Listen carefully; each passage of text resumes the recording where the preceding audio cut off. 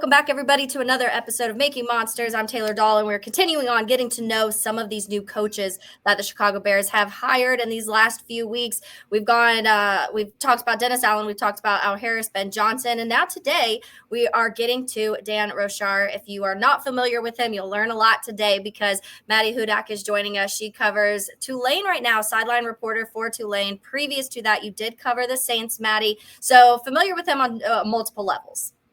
Yeah, absolutely. But it's been really cool, especially kind of with my access being with the football program as their sideline reporter, to really also see an NFL coach go to college and see kind of how that developmental process really changes. So, yeah, and I think that's interesting. The one thing that I've noticed about Ben Johnson's coaching staff is he has brought in a lot of guys who have the experience in college football and in the NFL. Some of them, a lot of younger guys, but he has started bringing in some guys a little bit older with experience. So it's been fun to do that or kind of see how that's transpired. But let's start with the time at Tulane. Obviously, you being a sideline reporter there, you do have very close access to the teams. You see how these players interact with the coaches and how the coaches interact with the players. So let's just start there. What would you describe Dan Roushar's personality as when it comes to maybe even on and off the football field?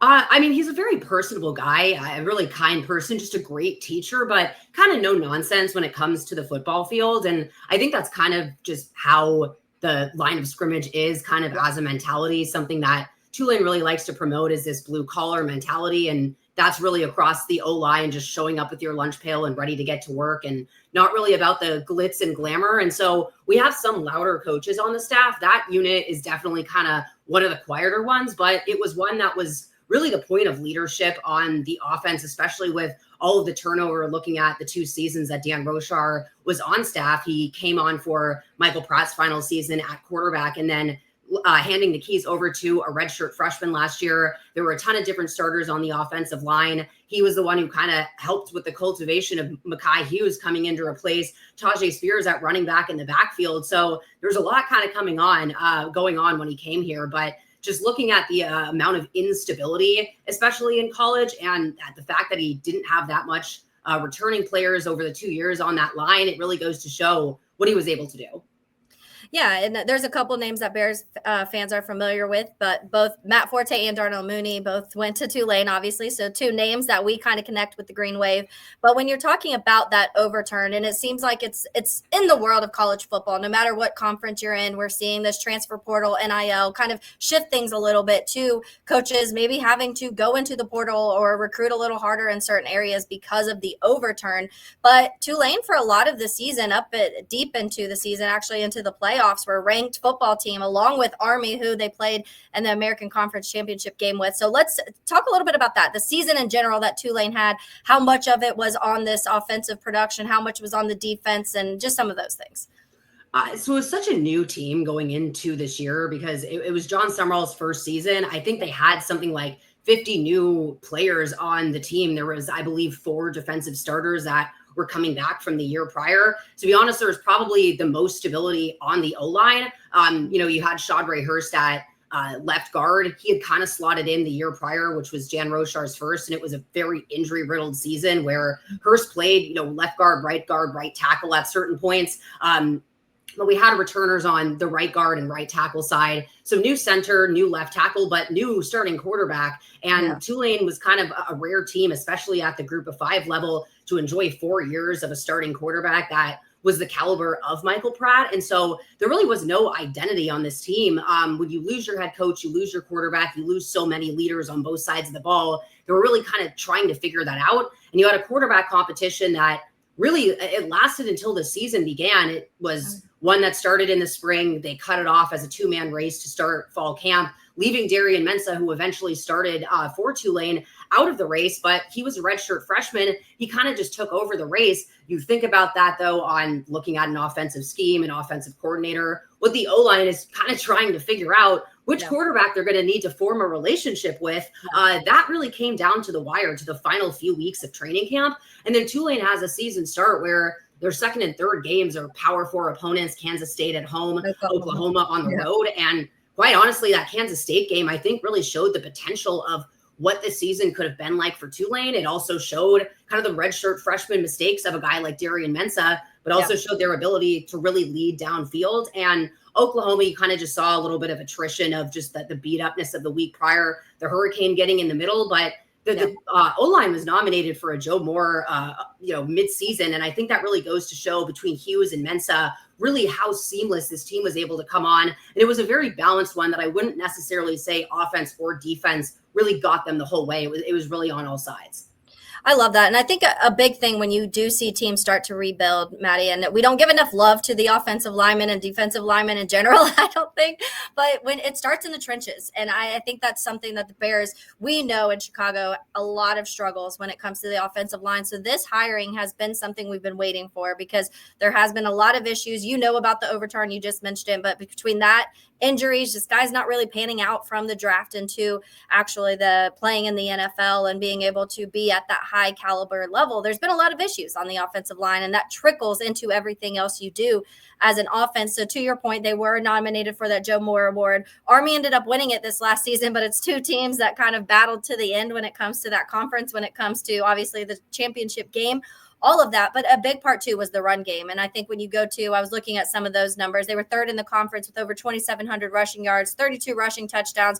Mekhi Hughes, a huge part of that, obviously. So how much do you think just the trenches in general, that run game factored into everything they were able to do offensively? Oh, it really is everything, like you said. I mean, when I look at kind of Tulane's resurgence as a program, my first season was the year that they went 2-10 right before the Cotton Bowl win. The O-line was a complete disaster that year. You know, they had kind of, I believe, a graduate assistant who was elevated to be the coach and really just didn't have that teaching ability. And, you know, you saw Michael Pratt regress. You saw him have a lot of ghosts out there. Watching Caleb Williams, who, you know, I saw in the Cotton Bowl against Tulane and, you know, kind of really didn't think Tulane had a lot of a chance to start because it's just like, okay, wow, this is the Heisman Trophy winner, and you can really see why. He reminded me a lot this year in his rookie season of Michael Pratt in that year where he couldn't trust the protection in front of them.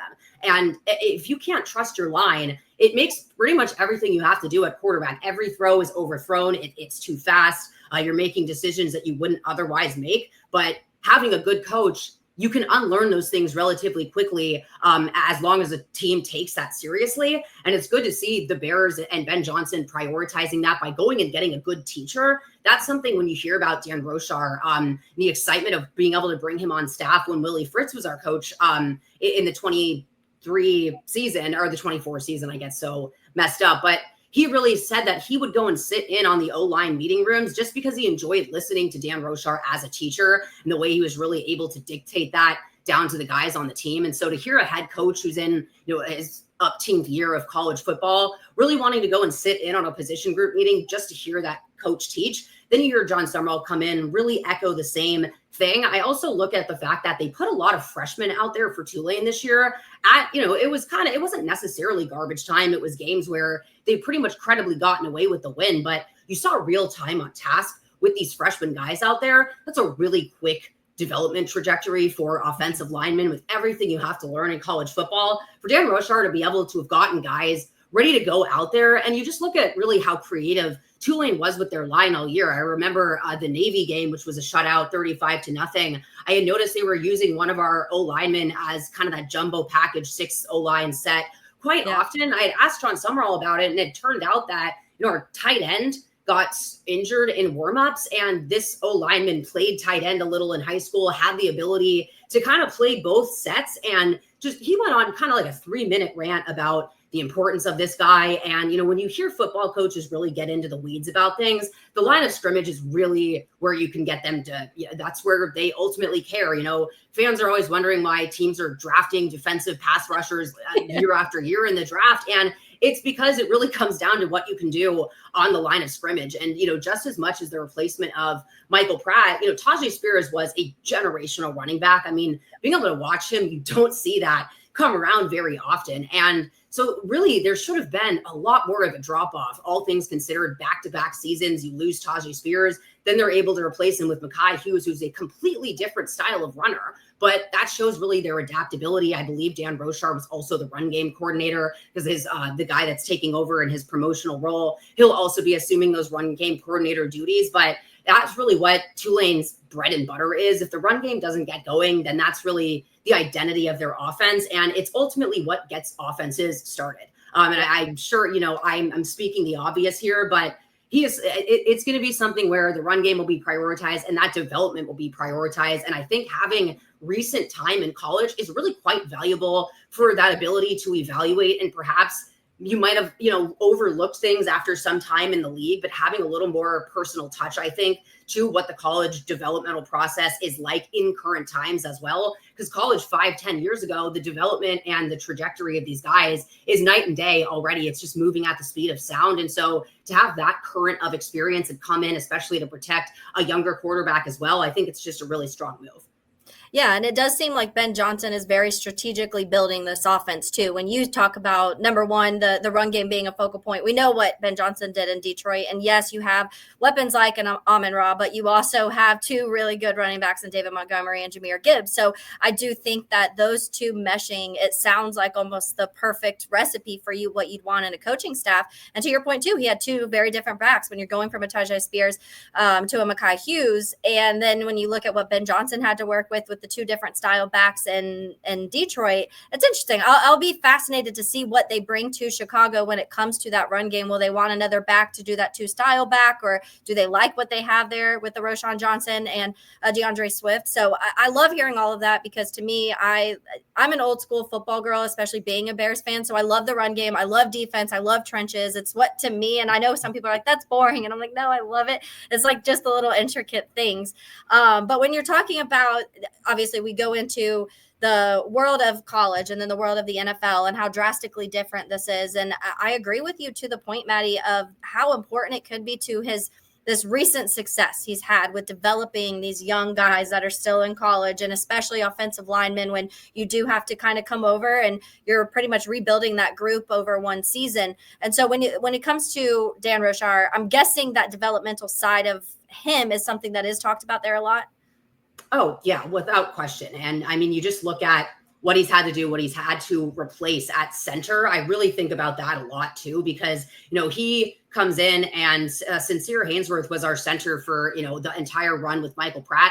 He was going to leave after the Cotton Bowl year. I know he spoke about our strength coach and coming back, but I also know that he had kind of wanted to work on a few traits, because he was one of those guys who had a shorter, wingspan and just didn't have the measurables. And so being able to spend a season under a coach that, he spent a long time in the NFL before his stint at Tulane. So, and at that, you look at the time and what he was able to develop with the Saints. And it was not just free agents and guys that they brought in as trades. It was guys that they developed from the draft and really spent time on that. And I'm with you, where I'm really kind of an old school football person as well. But I just think that relationship between center and quarterback is so important. And, the quarterback, that's one side of things, but we didn't end up getting a center until midway through that spring transfer window. And like I said, the center, really, Vincent Murphy, had no idea who he was going to be forming a relationship with and really having to communicate with until there was 2 weeks left to go in training camp. And, we all kind of started to get a sense by then, but,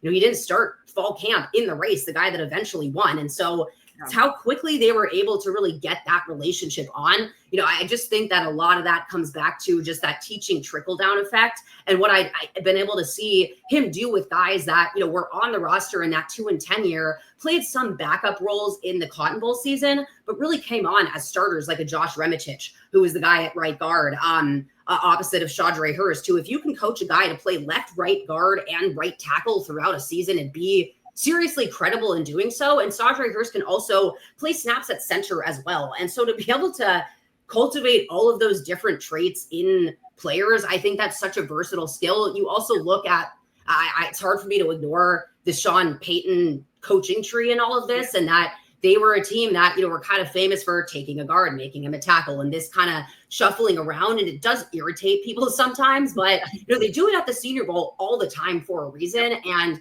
I think that him having that time and that versatility under Sean Payton and developing all of those guys, because you look at Andres Pete, that was someone that they drafted him at tackle. He ends up playing guard. So just having that ability to coach guys up to play completely different roles and completely different, usually, body types for those positions, or they have that correct body type, but they never learned how to play it.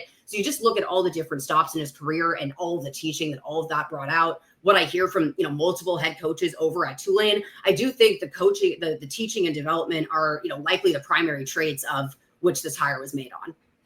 And that is interesting. One of the names that sit top the draft boards that is getting kind of mocked to the Bears a lot is a Will Campbell, which is obviously an offensive tackle. But a lot of people are saying, hey, we're comfortable with our tackles. We're comfortable with the Darnell Wright and with a Braxton Jones. It's the interior that the Bears really feel like they need to work on. So to your point, maybe that changes. Maybe a Dan Roushar and a Ben Johnson are looking at a Will Campbell and saying, we can make this guy play anywhere on the offensive line. And so that will be another fascinating thing to kind of keep an eye on this offseason. But let's talk about that time with the Saints, because you also covered the Saints with Sports Illustrated, I believe it was. Is that where you were there? With USA Today was when USA I did Today. Okay. With the Saints, yeah. So you covered the Saints at that time. So you did also have that overlap with Dan Roushar there. Did you notice a difference when you were covering Dan Roushar with an NFL team and this higher level of players to the college football? Like, was there a separation of how he handled things there, or was it kind of the same type of mantra? In a way, I would say it wasn't noticeable. And I mean that as kind of a good thing. I think that he just has his process. And again, it's not a loud position group by nature. It's one that kind of just, to me, works really well in silence and just by how the training camp is designed for the Saints. A lot of the one-on-one work with the linemen during training camp kind of far off to the side, and so a little harder. Whereas at Tulane, having the access I do as the team's sideline reporter for the radio team, I'm able to walk through practice and really just get a better sense of hearing that. But what I think really matters in that is you look at all the coaches that went from the NFL to college and really struggled with completely having to retool your messages, because you're no longer teaching adults who are professionals. Their brains are fully developed. They're, in their careers at this point. You're now speaking with 18 to 23. I guess that's getting a little older now. But ultimately, they're still, guys, they're student athletes. There's a lot going on their plate. They're trying to reach their dreams. You can't really, so to say I didn't necessarily notice a change in his approach being, a good or a bad thing. I think that the fact that it immediately translated over to college, I'm not sure how much it was necessarily adapted, but it remains that he was able to immediately communicate down with college level kids. And I think that that's a really hard trait. You've seen just a lot of coaches go from one to the other or go up to the NFL and kind of have that fail. Whereas I think you've seen Roushar, he started in college, went up to the NFL, went back down to college. It's really intriguing. And I'm sure he probably could have found another NFL job after his time with the Saints, but he likes living in New Orleans. That's how we also ended up with Greg McMahon on staff. And so I think that kind of helped things a lot. But, you look at Bill Belichick also coming down to college. There's just a lot more to me of that kind of back and forth. But I think the guys that are able to be successful in both and able to teach in both are the ones that can teach. And I think Sean Payton, for one, is a really, really great teacher of the game. And so any coach that you get that comes from ultimately under that tree, because as you were kind of talking about the offensive scheme coming from, Sean Payton, the offensive coordinator, I believe, Declan Doyle, am I saying that correctly? Yeah. He's also someone that came over, I believe he came over from the Broncos, but he started with Sean Payton on the Saints. It's a name I was familiar with from when I covered them. And so you're getting a lot of that kind of creativity, but also that's just kind of what I think was a key factor of Sean Payton's time with the Saints was just, how great of an offensive mind he was, but how great of a teacher he was and how great he was at really translating that down to a level that people could really, that the guys could stick with and understand. I think that's what makes head coaches separate from, not so great ones, is the ability for all of that to translate over. And so it might be a trait that's really strong because of Sean Payton. It might just be one kind of personal to him, but he's a quiet guy that is able to be really personal and get through to these guys, coach up depth pieces through a lot of injury, and always a calm demeanor on the sideline. It's not like you'd ever, hear just kind of chewing it out. It's very to business. They had their iPad set up in a semicircle. It was a very professional approach to, what a college meeting room would kind of look like on the side of the field. And I think he was a coach that, especially with that time using tablets, could immediately take advantage using that iPad technology and probably having a better appreciation for that in-game time when you're teaching younger guys, bringing that up to the NFL level with guys that are probably able to get it just that much quicker. That's a really good point. I never really thought about it in that light when you're talking about the iPad world we live on and how quickly a play can happen and you can go to the sideline and discuss it, figure it out, and learn from it. So that's a really good point. But yeah, we have this pipeline right now between Bears and Saints that's happening because Roushar is one of those. Yes, Declan Doyle is one of those. Bill Johnson was also with the Saints for a little bit. JT Barrett played with the Saints. They just hired him. And then Dennis Allen, another guy that obviously has been with the Saints for a long time, who you also worked around. Tell us a little bit before we let you go. I love all of the stuff we're hearing about Dan Roushar. I think it's exactly what is fitting, like I said, with the Ben Johnson element, but also just what the Bears need on the coaching staff when it comes to the offensive line. And then on the other side, when it comes to a Dennis Allen, he's a defensive, he's been coordinator. He's a secondary guy for the most part. So a lot of people I've talked to have kind of said you need that strong defensive line coach because he does, like, his secondary is his strength. And so I do think that's a beneficial thing. The Bears have a very good secondary, a lot of young guys out there that have proven themselves in the last few years. But what has been your experience with Dennis Allen and what he was able to do too with a lot of different positions working through the time with the Saints? Well, yeah, I was going to say, to your point, he did start off. I mean, he was a defensive back when he played in college, but he was the Saints defensive coordinator himself for a really long time. And you look at the game that kind of won him over the head coach job, which was that 9-0 victory over the Buccaneers, where they turned Tom Brady into a complete pumpkin with a pass rush that probably the best single game pass rush performance of the Saints I've ever seen in my life. So yeah, he might have a little more of a knack for the defensive back room. You're getting a great drafter in that aspect. You just look at, Paulson Adebo, Alontae Taylor, Kool-Aid McKinstry. I'm getting that, a little screwed up now, but whether or not their Alontae Taylor, I think that he's kind of showed really strong spots, but has had a turnaround trajectory from cornerback to slot, back to corner now. But that's really where you've seen the Saints draft really well. But the Saints defense, when it was a good defense, it really started and ended with the pass rush. And that was a comment that Sean Payton made one time. This is a passing league, so we drafted a defensive end. And Saints fan, I think that kind of didn't come across as obvious as it made to fans when you're looking for, skilled players when you say this is an offensive league. But it's correct. That's where the game starts and ends, is at the pass rush. I think that Dennis Allen had a really tough situation that he walked into, as well as it was, it's not like he took a job where a coach was let go because it was dysfunctional, but he also was following up the most beloved coach in, Saints history for people. And this emotional connection with Hurricane Katrina, I think it's really hard to be the person that follows up that no matter what.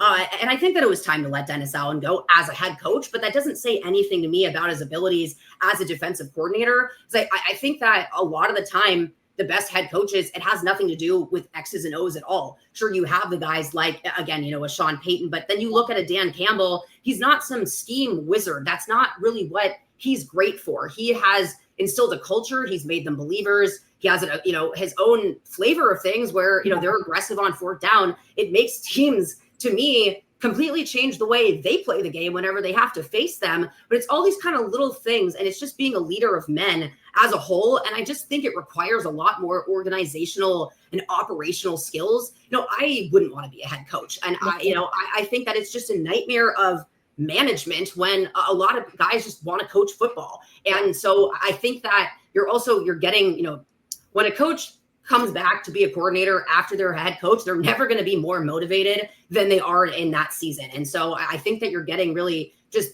a prime Dennis Allen in what I think his strengths are at being a defensive coordinator. He really just came in, and you look at the years that Drew Brees was kind of wasted with the Saints, all of that changed once Dennis Allen came in. And you look at all of the times where they made those runs at the end of Drew Brees' career, a lot of that had to do with Dennis Allen. And I read a lot of when I covered them about Dennis Allen's hire, of just how much he had a hand in a lot of the drafting of that defense, a lot of the free agent signings. I believe reading something about DeMario Davis. So that's something from, not just the secondary, but all levels of the defense, and really having an involvement in, and spending all that time under Sean Payton largely didn't translate into him being a great head coach, but he is a really heck of a defensive coordinator.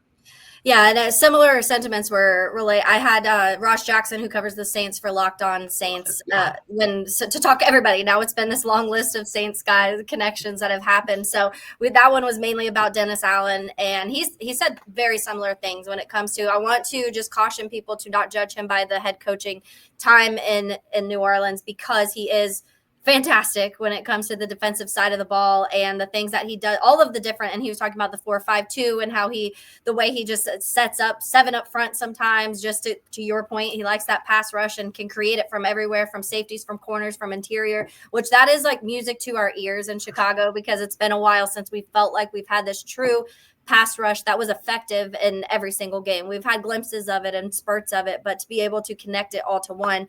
And then you mentioned Dan Campbell, and obviously Dan Campbell, somebody else coming from New Orleans. And I'm sure that's where Ben Johnson's gotten a lot of these names and some of the things he's familiar with. I have one final one for you, Maddy, before I let you go, because I also talked to Ross about this, but one of my favorite people right now in sports world and the new, I guess, media world is someone that you also, I believe, covered when you were there, and that's Jameis Winston. How much have you just enjoyed the like Jameis flavor we've gotten in these recent years?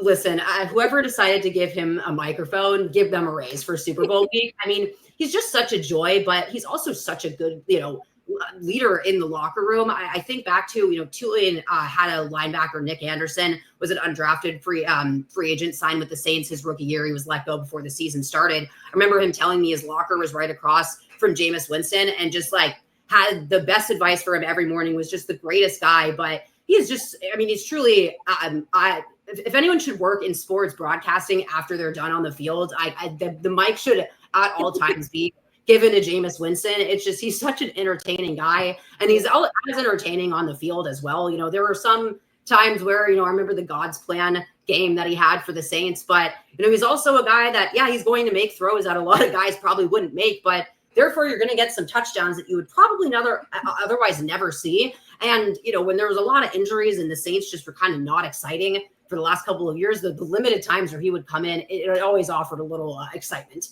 Yeah, a little spark. I talk about that a lot. You could just see with the Browns this last season. It was a very depleted team who almost felt like everything was just kind of like giving up in that sense. And Jameis comes out and it's the snow game and he's having a good time. And it was just amazing. And I'm like, you need more people like that in the world in general. But I know the football locker rooms enjoy people like that. So Maddy, again, I really appreciate you hopping on with me. I know everybody enjoys hearing a little bit more, especially position coaches. It's really hard to kind of get to know those guys outside of what, if you don't know them, you're kind of guessing of just based on statistics when it comes to what they've been able to do. And offensive line is not one that you really have a lot of stats for. So it's a little difficult, but I really hope you have a good rest of your week. Enjoy the Super Bowl this weekend. Are you in New Orleans? I am. Yeah. Okay. Nice. Well, I'm sure it's crazy there right now. It very much is. They had my freshman year at Tulane was actually the last time at a Super Bowl here. So this is my second time in the madness, indeed. Well, I love it. Well, enjoy the rest of your week and have fun this weekend. Thank you so much. Great. Coaching staff, nowadays it used to be like, okay, you had 12 coaches, and now I feel like there's like 25 on some teams. So you never know when they're going to keep building. But James H. Williams, he is an LA sports reporter. We were just talking off air a little bit. James, you've had the Luka Doncic trade that's been kind of consuming your time recently. But in our world, it's a lot of coaching talk and coaching hires and all of that. So I wanted to get you on because you also, last time I had you on, you covered UCLA football also, and I had you on around the draft time to talk about Leatu Latu, I think, is the main guy that we were talking about at that time. But now we're talking some Eric Bieniemy, who obviously was with the UCLA this last year, and he was the offensive coordinator / assistant head coach. So we're going to get into some of that a little bit, your experience with Bieniemy. It's an interesting name because I think that there's been a lot of up and down, a lot of back and forth with Eric Bieniemy. Just a few seasons ago, we're talking about the head coaching search, and a lot of people are wondering why he didn't get a head coaching job. And then we've seen the Washington kind of they cleaned house. So everybody was gone and he goes back to college, which he had spent time at UCLA previously back in the early 2000s. And so it is a familiar place for him, obviously. So let's just talk about that a little bit. His return to UCLA, how did people take that in? What were the instant reactions when he first came back? Yeah, so it was kind of interesting. I think just for me, initially, when UCLA was kind of in a bit of a scramble because there had been some talk for a while, and even going years back, on whether Chip Kelly was even happy there. Obviously, Chip Kelly moving on from UCLA, going to Ohio State, winning the championship just I guess a month or two ago now, maybe Yeah. a month ago, and then he's now the offensive coordinator for the Las Vegas Raiders. But yeah, when Chip decides to finally leave and that saga kind of comes to an end, that happened after the coaching, like the main coaching carousel had kind of taken place. I think this was like mid-January. They're looking for a guy. They're entertaining some different guys, but at the end of the day, they lean on Deshaun Foster, the legend, the alumni there for UCLA. Had spent a couple years there as the running back coach and had some success sending some guys to the NFL. A lot of the players were rallying behind Foster. Foster had just left because he wasn't sure what was going to happen with that Chip Kelly situation, and went on to be briefly the running backs coach for Antonio Pierce and the Raiders. The players say, "Hey, we want our guy. We want Foster." They bring Foster back, and okay, you got Foster, but he has no coaching experience. He has no coordinating experience, let alone head coaching experience. So everyone's wondering what is going on. What are they going to do? I think even then they kind of weren't thrilled with it being Foster. I was a little worried about Foster just because he's an alumni. If things don't go right, they'll start Yeah. hating him too. Yeah. So he brings Eric Bieniemy in, which again was a little surprising, but a good thing in a sense for UCLA because they were able to bring in a name, right? They're able to bring in a guy like you had just mentioned, someone who was in the middle of these head coaching searches at the NFL level and whatnot. Some people thought maybe if it didn't work out for Foster or whatever the case was, maybe you're looking at Eric Bieniemy becoming the head coach for UCLA or something.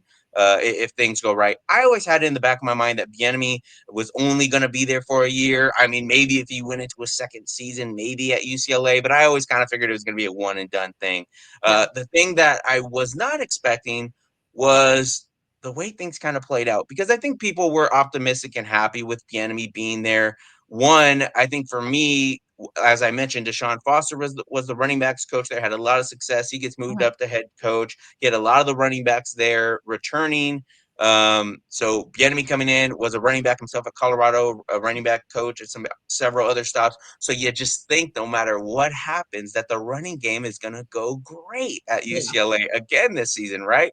This past season, no, Yeah. it was nothing of the sort, and it got real disappointing. I think some of the most of the fan base kind of soured on Bieniemy. I think at the end of the day, um, just because it wasn't what they. I think there was a high expectation, but Expectations. Yeah. yeah, I just think it didn't work out. So even just looking again at some of these numbers here recently are still shocking to me. The leading running back, he shared some reps with Carson Steele in 2023, who's now Mhm. the fullback for the Kansas City Kansas City. Chiefs. But uh, TJ Harden, Hmm. you're expecting he's going to have a 1,000-yard a season. He's going to be a draft prospect, goes for 500 yards and 2 touchdowns, and was more involved in the passing game than he was the running game, where he still only had 1 touchdown and 368 yards, but it just felt like what he was doing in the receiving game was more impressive. Their second leading rusher was Keegan Jones, who they brought back from UConn, who he was trying to transfer there. Only put up 179 rushing yards and a touchdown. And you're just looking like, where between Foster, Bieniemy, and then the other guy that they brought in as the running backs coach, you would think this offense would have been so run heavy, and it was Yeah. everything but. And so I think that's I think you ideally for any offense, and I think especially what many people think when they think of Chip Kelly is like the flashy, fast tempo, whatnot offense, but a lot of it was still centered around the ground game. So I Yeah. think that's what a lot of fans were expecting, and then that's just not what they got with Eric Bieniemy. There had always been the talk on why wasn't he getting these head coaching jobs? Why were things not really working out for him at these other stops? That he wasn't getting along with players. Apparently, Yeah. I think some players had spoken out about that. Everything again was happy and joyful when he comes in the door, and you think, wow, maybe they got something going. But there was a little inkling early on, and I think I'm curious to see how it translates back to the NFL with you had a lot of the college guys saying that the offense that Eric Bieniemy was trying to install again coming in on a little bit later of a notice than what maybe is a time frame for an offensive coordinator and some of these other coaches. Quarterback Ethan Garbers is saying during the spring, hey, this offense is complex. There's a lot more language to it instead of it being maybe the 3 or 4 words that Chip Kelly had. We're going 5, 6 full sentences now.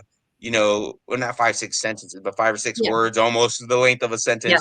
And I think it might have been a little overwhelming. There were some learning curves there, but yeah, I think maybe the offense just isn't meant for the college game. So I'm curious to see how it translates back over. Well, he's not even calling the offense, right, for the Bears. So maybe it's for the best. I don't know. But again, maybe there's a little concern if the running game was what it was at UCLA. How does that translate over to what he's able to do with the Bears? Yeah, and it is interesting. I was going to ask you about that, the TJ Harden side of it, because last season he had over 800 yards and I think 8 touchdowns, and then it drops obviously to that 500 and the 2 touchdowns you were talking about. With that being said, what do you think? Let's talk about the offensive line. That's something we talk about a lot in Chicago, and it's something that's been an area of concern. And this last year, a lot of people directly correlate that to the Bears' struggles in running the ball. Some people blame DeAndre Swift. Some people blame the offensive line. Some people blame Shane Waldron. It's kind of all over, and it's probably a mixture, a little bit of each thing. But the offensive line is a big thing. If you don't have the line to help being able to run block and create lanes and do all of this sort of things, was that an issue at all? Or was that also part of like why people had so many questions about it? I mean, yes and no, not really, because for the longest time, again, Chip Kelly was there 5 or 6 years, so I'm going to mention his name quite a bit. But they had built up a bit of an offensive line there. I remember about 3 years into Chip Kelly's tenure, he was there for like 6 years. He had so much depth at the offensive line that he was able to do these hockey style rotations of just bringing in a whole nother line, like 5 guys and not really missing a step. Right. And then I don't know if they just got too comfortable with the depth that they had and thought everything was good, but it just wasn't being replaced. So things just kind of didn't work out after the next year or two that followed that. Or once, like, you had 3 of those guys on that initial starting line go to the NFL. It just didn't kind of get replaced properly. But things started looking good this last season only because they had really only lost their center there in the middle, Duke Clemens, and they had enough returning guys there that you don't think it's going to be that big of an issue. So it was almost kind of looked as a bit of a positive in a sense. But you're looking at mid-season, and then all of a sudden you had some guy, Nicky Prongos, who came out of nowhere, had been on the team for at least 2 seasons, and he was just a walk-on, a guy I wasn't even familiar with or had to pay much attention to. All of a sudden is now their best lineman, and then they lose him, about 3 games left in the season, and you're like, man, if they just had Nicky, maybe this thing would still, kind of be better. But I just don't think it's ever a good thing when your best lineman or the guy you're tabbing as your best offensive lineman is a walk-on, and he did so good in the first 2 weeks you plugged him in that you gave him a scholarship, and then he goes down. So things got a little rocky with the offensive line. They've tried to address that this offseason, but I still don't know if that was just I don't know if that's still the biggest thing I would point to as the issue. I don't know. There were some questions about TJ Harden coming in, about his conditioning and whatnot too, just not looking there. And I think he got a little bit of a pass. I know I gave him a little bit of a pass, and again, he's still able to do things I couldn't, so it's hard for me to knock any of these guys. Right. And again, it kind of goes to the Luka thing where it's like, oh, he's coming into the season out of shape. Like, what's what's his problem? But I think too, as I'm like eating my popcorn on the couch. Right. Yeah. As I have like a hamburger and a hot dog on my plate in the press box, right? It was just a matter of, I think during the spring too, it's like, hey, they're learning a new offense, right? He's learning a new offense that he wasn't used to in college. All of those guys are, right? So there was a little bit of a learning curve. So I gave him a little bit of a pass. But once you get to midseason and you're like, they only had 4 touchdowns. They finished with 4 touchdowns, and there's 12 games in a season. You can't at least average a touchdown rushing per game. I mean, then I would think that should be the bare minimum. But I think the offensive line was okay. They probably were about a C plus, maybe a B minus, maybe. But I don't know if they were really the issue.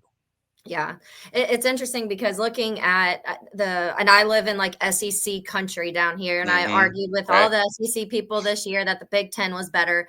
And you look at the quarterbacks in that, and obviously Will Howard with his national championship. Now, I love Dylan Gabriel personally. Drew Aller had a pretty good season. Some of these guys, and then you still had Ethan Garbers is his last name, right? Garbers. Ethan Garbers. So yeah. I feel like was in the middle of a pack with a lot of the numbers, but when it came to completion percentage, it was 65%. So he was playing decent. There was that maybe the touchdown to interception ratio you would want a little bit different. And I know that Eric Bieniemy, obviously being a running back coach in Chicago, he's not going to be calling plays. He's not going to be like in that world. But I do want to know just a little bit about the offense as a whole and kind of what was the MO there, because the run game obviously wasn't there. So what were they doing with Ethan Garbers, and what was making it kind of function at all?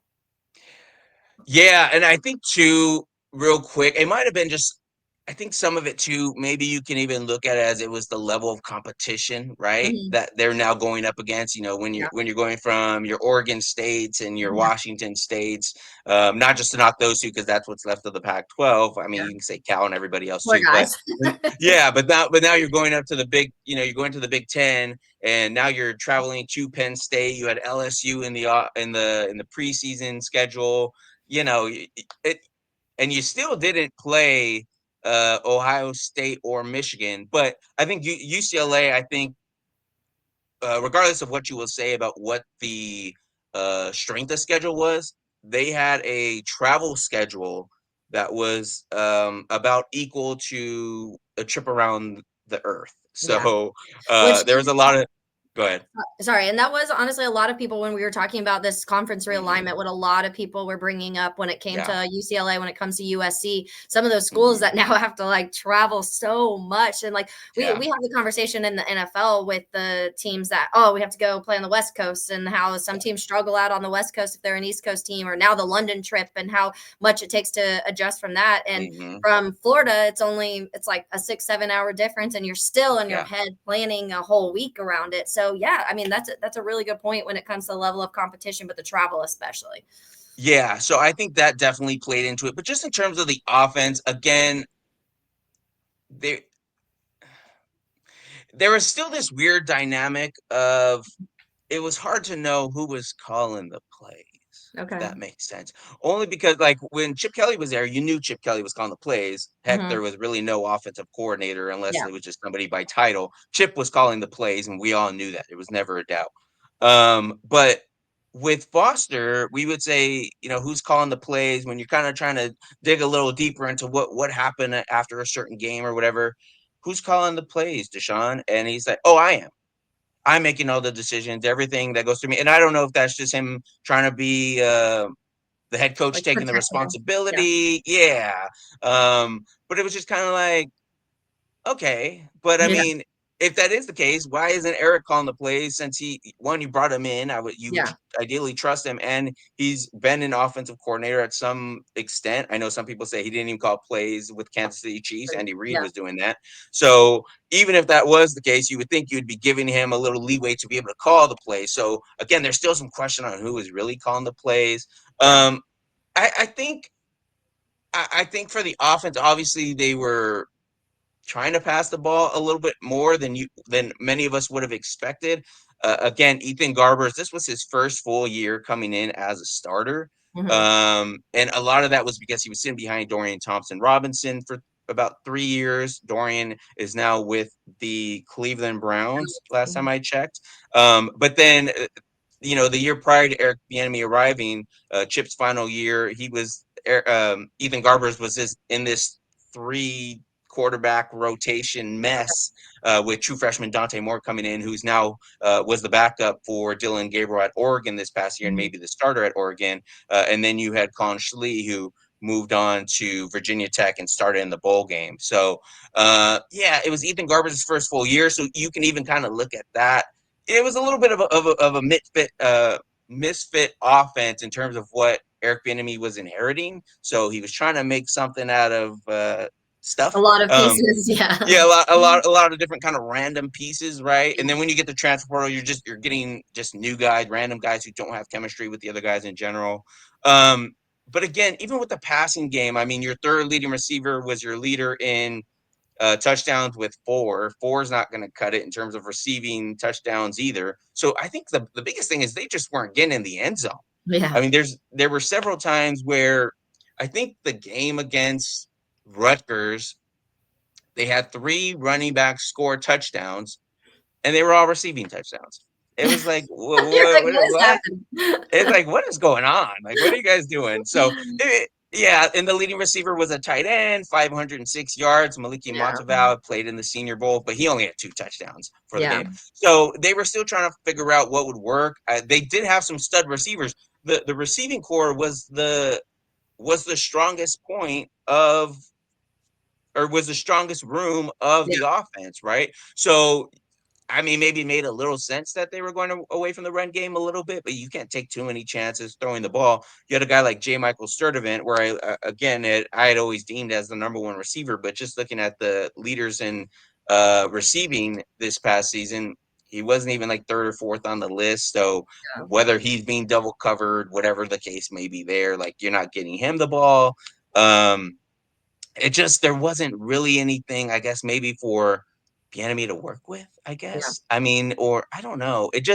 I think it just wasn't enough time for anybody to do anything with the realignment when Yeah. he came in, what offensive guys were returning, let alone what experience they had that they were returning from. And just with Foster and the coaching change, yeah, when you look back at it, as a little bit of a cluster. Yeah. Yeah. Yeah, and it sounds like it. And right now, I mean, I think that when you're a new Mhm. coach to any team and you're getting a whole new group of players, it's already difficult. And now you imagine it now at the college level where there are guys coming in from the portal, you have returning guys, you're trying to develop young guys that you've recruited. So there's a big Mhm. like just smorgasbord of things that Yeah. you're trying to fit together. And to your point, they got a little bit of a late start with this too.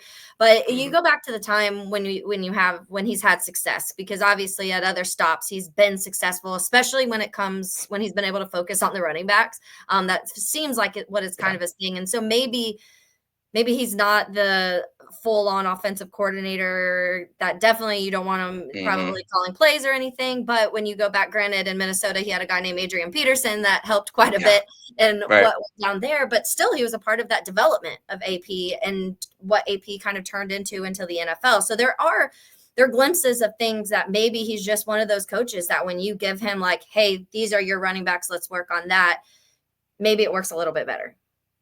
Yeah, and I think and as you were kind of saying some of that, like some other things started coming to mind for me with Eric Bieniemy when I'm thinking about like, well, he was recruiting more. I mean, he was like he's been in the NFL for how many years, and now all of a sudden he's being asked to recruit, Yeah. and now he's being thrown into that mix. There were some guys that were attracted to the NFL caliber that he was.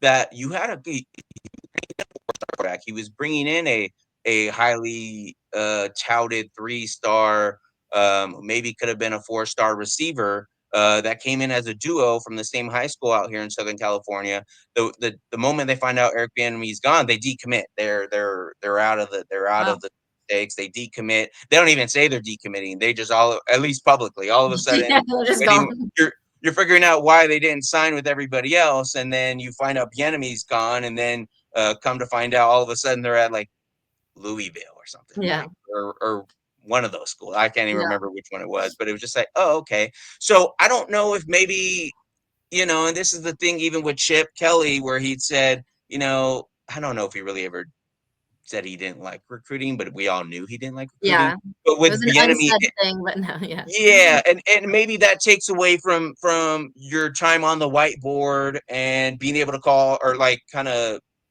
produce the offensive plays you feel maybe you need for the guys you currently have instead of worrying about what it's going to look like. And part of me always wonders how invested he was. Again, I was always under the impression he was only going to be there for a year. Yeah. Did he know he was only going to be there for a year? There was the statements that came out after um, that his agent put out when I think he was fired. He says he told Deshaun Yeah. that it was only going to be a 1-year thing, and he little brothered him a little bit.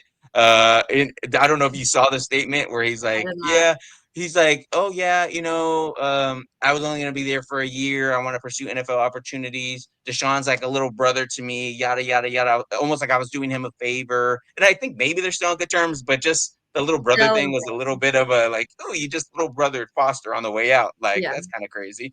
yeah, But yeah, so I just wonder how much of he realized the college game wasn't for him and maybe just getting back into the NFL. Again, I just maybe thought there was going to be a productive, um,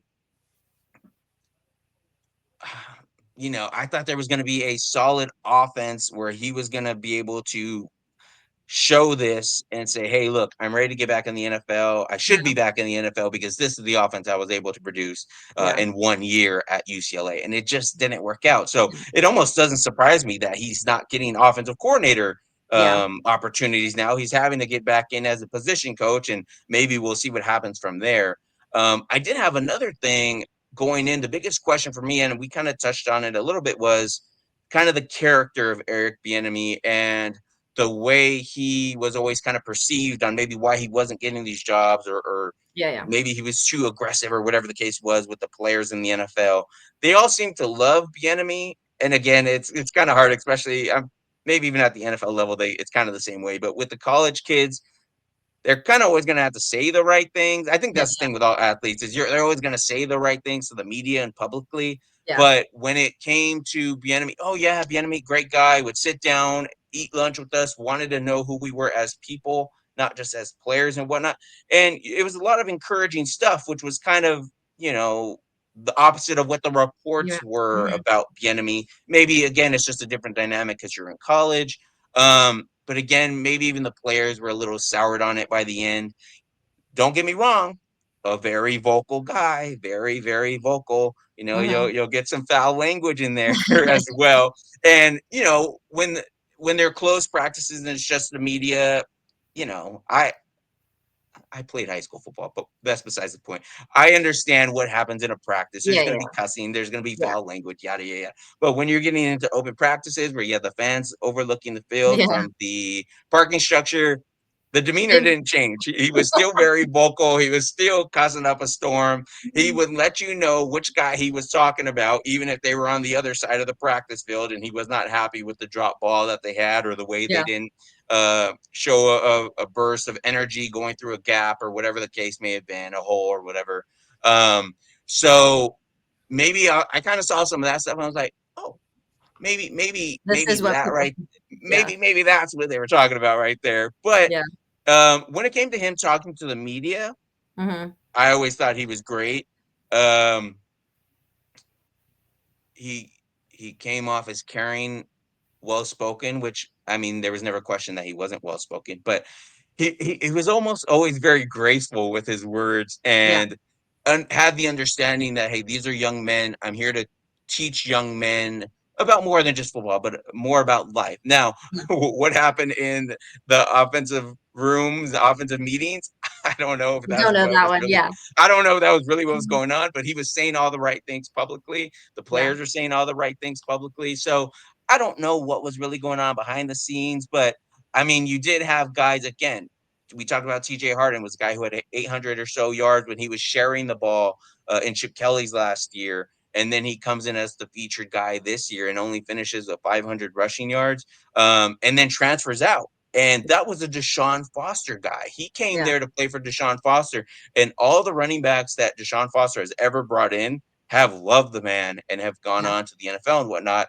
And when TJ Harden transferred, I'm like, oh, like things just, I don't know if there was a falling out with Foster or yeah, he was just looking for something new with I don't know if Bieniemy left before Harden or who left first, but I don't know if there was that dynamic there. But I'm like, I was very surprised to see a Deshaun Foster guy leave when Deshaun Foster was still there. yeah, So yeah, it was just kind of an interesting dynamic, but um, public publicly, uh, Bieniemy came off well. Um, I would like to ask a player in about 5 years or so when maybe they're a little bit more yeah, comfortable talking about the situation about what was exactly. the deal with the Yeah, offense there, right? So we'll see. I mean that'll be something for the future. Maybe we'll find out one day. But if he's just the running back coach and he's not having to recruit, he can focus on not even having to be the guy calling the offense, but can just focus on one thing. I think there's an opportunity for him to still do very well for himself and maybe help make an impact there for what the Bears are able to do in that backfield. Yeah, it will be interesting. It'll be fascinating to kind of follow because obviously they signed Ben Johnson. If you watch the NFL this season at all, you were talking about Detroit's offense and how many different things they did, especially with the running backs. And granted, they did have a David Montgomery and a Jameer Gibbs, who are two different style backs in ways, so they could do a lot of different things with both of them. The Bears have a similar, I would say, in DeAndre Swift and a Roschon Johnson, but not to the level of a Monty and a Jameer Gibbs. So there is a lot of chatter. Are they going to draft a running back? This is a really good year to need a running back or want to draft one because there's a ton of running backs in this class that are really good. Ashton Genty obviously sitting at the top of that, but a lot of them. Caleb Johnson really good, and the list goes on. So it will be interesting to see what they do because I think between Ben Johnson and the way that he's relied on the run game in Detroit, and then they also, like I mentioned, got Dan Roushar, who was with the Saints, and the run game was a huge part of. He was an offensive line guy, and like the run game, he loved the run blocking was a big part of what he succeeded at. And then Declan Doyle they get, who was also with the Saints and then the Broncos, also I've heard loves to kind of feature the run game in their offenses. So I do think, to me, this connection with the Eric Bieniemy and bringing him here is pretty much Ben Johnson saying, like, I want this to be able to be a team that can run the ball. Because last year it didn't work. I think, like I said, it was a combination of a lot of things, but in the Bears world, especially when you have a rookie quarterback in Caleb Williams last year, you were hoping that you would be able to take a little bit of the pressure off him and run, and you couldn't. So you are hoping that this year they kind of establish that. But it will be fascinating to follow. And I like the firiness personally. It's funny because we have a joke, the McCaskies don't like cussing. And so the Hard Knocks, Gotcha. on the Hard Knocks, they told them that they had to edit out all the cuss words on our Hard Knocks. Like the first time it's ever happened. So, and now Ben Johnson is hiring all these people that were getting clips and they're all cussing up a storm. And I'm like, well, the McCaskies are going to have to wear some earplugs for this season, but we'll see. But yeah, it will be interesting to follow along with. I know I like the honestness of this, honestly, because I think a lot of times people come on and it's just like, oh, like he was great. He did this and this and this. And I do think that it's nice sometimes to kind of take a step back and really kind of think about things from the outside perspective of it, because you want to build the right coaching staff. And all of these are not going to be perfect hires. Like we know that he's had to hire a whole staff of people, and not every single one of these are going to work out, but it's nice to kind of see the paths of these, how they kind of got to this stop. And so it'll be interesting. We'll see how this Eric Bieniemy thing works out. And for Bieniemy, I'm curious. So I'm curious too, because I mean, I was kind of surprised when he got hired, and I don't know what else I had going on, but I didn't pay too much attention to it after he got hired, other than, former UCLA offensive coordinator lands with the Bears. Yeah. What was kind of maybe the reaction, or what did you kind of hear? I guess I'm just kind of curious. Was it a hire that was applauded? Or did they think anything of it? Were people pointing to the UCLA I'll say success, but the UCLA tenure there on at all, or how was the Eric Bieniemy hire just kind of perceived by the fans and anyone else you maybe had heard from? Yeah, it was actually interesting because I think for the most part, people were positive about it. But I will say they were positive because they were saying, okay, this is a guy who has a lot of experience in the NFL at multiple levels. And now you have him as a position coach, which is like, okay, you took this guy who's been an offensive coordinator in the NFL, and he's now just having to focus on this one group. And Ben Johnson's also established a very young coaching staff so far. Like obviously Ben Johnson's already young. The offensive coordinator, Declan Doyle, I think is only like 28 years old, which is crazy. Oh, wow. And so Eric Bieniemy has to listen to a 28-year-old? Yes. That's crazy. No. So that's what I'm like, that's another thing that we'll see how that goes. If he's a little brother him. So I think it was more of that. Like, okay, you get experience, you get somebody who's been in the league for a long time. He was with the Vikings for a long time. So we're very familiar in Chicago with Eric Bieniemy and his time with Minnesota and what he did there. So I think people have that relation to it, and they were Okay. positive about it, but I do also think there was hesitations because of the way. I'm not sure how much people are pointing at UCLA. Honestly, Right. I Right. really don't know. I think more people went to Mhm. Washington, and we're talking about how things Yeah. soured so much in Washington, and that's when all the reports were coming out about him not getting along with players and the locker room kind of being a Mhm. disaster.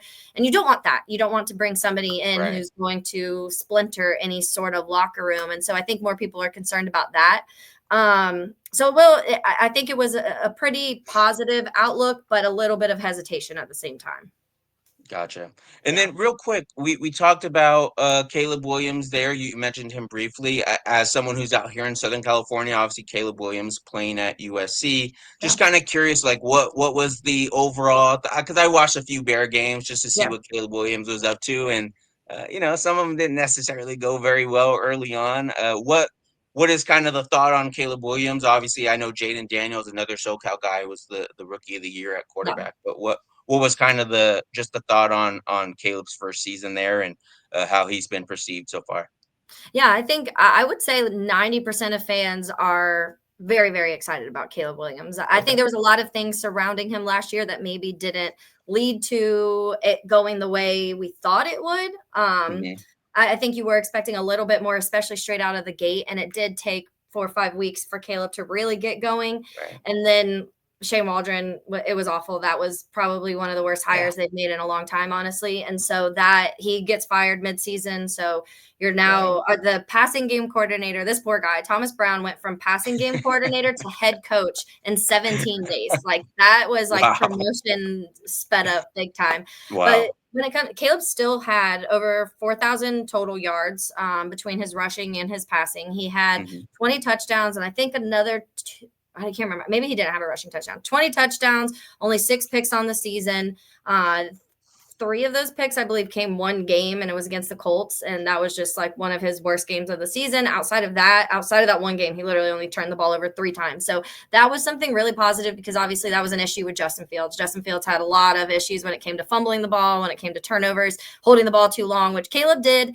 I kept trying to tell Mhm. everybody this offseason too when we talked about Caleb Williams, like Right. he also holds the ball. Like he likes to play hero. He likes hero ball. Mhm. He's He sure not going. does. He doesn't want to get He rid of the sure ball. does. He wants to make the play. So we got to Right. learn. We got to take a breath and learn from this. So he did. He had those moments, but he also, you saw during games, and there's a stat out there somewhere. I'd have to go find it, but like fourth quarters for Caleb Williams, when he really had to like turn it up and like turn it up a notch Mhm. and just do Caleb, his stats were insane. Like I want to say it's like 12 touchdowns, no picks. Oh, It's like wow. 72 completion percentage in the fourth quarter. It's like it's some crazy stats that he had in the fourth quarter. And to me, that's when they were just like, okay, Caleb, go play ball. And that's when Right. it, Right. And so I think we are expecting a big step up. He also got sacked almost 70 times. He got sacked 68 times. So that's not going to help any That'll quarterback. do it. Yeah. Yeah. So I am hoping, obviously, they address the offensive line. You get him some protection. Him and Romadunze really started to like their connection started to get very strong towards the end of the season. So Mhm. I'm expecting that to continue also. And so I do think there's a lot of hope that he's going to be exactly what people thought. It just may have taken a little longer. And that's what I keep also telling. I'm like, Jaden Daniels was in college for 5 years. He played football for 5 years. Caleb had 3 years. So Jaden's going to be a little bit ahead. He has a lot more Right. experience on the football field than Caleb has. And so I think we might have got ahead of ourselves a little bit because we're like, yeah, Keenan and Rome and DJ and Caleb, and this is Right. fantastic. But we didn't take into account, like, what if Shane doesn't work? What if the offensive line still sucks? Mm. What if your head coach gets fired on Thanksgiving for not calling a timeout? And like all of these things Right. are Right. adding up. But Forgot I will about say, that. James, like Bears fans are very, very excited about Caleb. And I do think that, and I still do believe this. I don't know if we're going to be talking about like a top 4 quarterback in the league, but I do think we're Right. going to be talking about a top 10 quarterback because despite everything that went wrong, you still saw this kid make some plays sometimes where you're like, oh gosh, like not many people can make some of the throws that Caleb Williams can make. Awesome. Thank you. Yeah. Well, I appreciate it again so much. We went a little Mhm. long, but it's always fun chatting with you. And maybe I'll get you back on maybe around draft time so we can chat some of these Sure. guys. I know there's some UCLA. It's like it's defensemen all the time coming out of Yes. UCLA. Yeah. It is. Yes, it is. So maybe we'll talk some of that. But I appreciate it, and I hope you have a good rest of your week. Awesome. Thank you so much for having me. And again, I look forward to talking to you again soon. Thank you. Have a good one. Thank you.